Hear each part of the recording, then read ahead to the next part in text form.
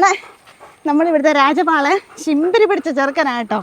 ഇവനെ അങ്ങ് സ്നേഹം കൊണ്ടുള്ള ശിമ്പിരിയേ ഉള്ളൂ. പിന്നെ അതുപോലെ ഇവന് ദുശീലങ്ങളുണ്ട്. ഇങ്ങനത്തെ നമ്മളെടുത്ത് വലിഞ്ഞ കൊടയും അങ്ങനത്തെ ദുശീലങ്ങളൊക്കെയുണ്ട്. സ്നേഹിച്ചാൽ നക്കിക്കൊല്ലും, ദേഷ്യം വന്നാൽ കടിച്ചു കൊല്ലുമെന്ന് പറയുന്ന പോലെയാണ് ഇവൻ്റെ കാര്യങ്ങൾ.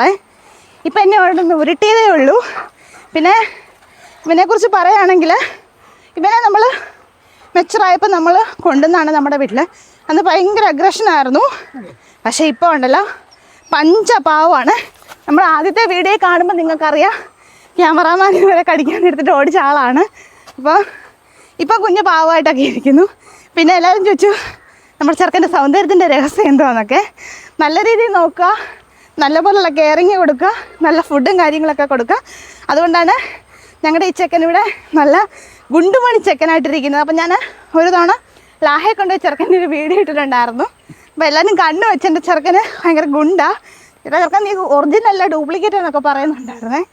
രാജപാള എന്ന് പറയുന്ന നമ്മുടെ വേട്ടനായ ഇനത്തിൽപ്പെടുന്ന ഒരു നായയാണ് രാജപാളയ. അതുപോലെ തന്നെ രാജപാളയെന്ന് പറയാൻ അറിയാത്ത എനിക്കൊന്നും ആരുമില്ല.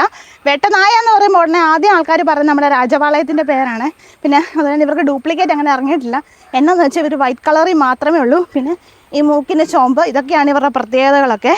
ഞാൻ ഡീറ്റെയിൽ ആയിട്ട് പറയുന്നില്ല, നമ്മുടെ പഴയ വീഡിയോസിലെല്ലാം ഇവന്മാരെക്കുറിച്ചൊക്കെ പറയുന്നുണ്ട്. അപ്പോൾ ചെറുക്കൻ ഇന്ന് എന്നോട് പറഞ്ഞു ഞാൻ കുളിച്ച് സുന്ദരനായിട്ടൊക്കെ നിൽക്കുക, അപ്പോൾ നീ എന്നെ ഒന്ന് കൊണ്ടുപോയി കാണിക്കാനൊക്കെ പറഞ്ഞു. അതുകൊണ്ടാണ് ഒന്ന് കൊണ്ട് കാണിച്ചത്.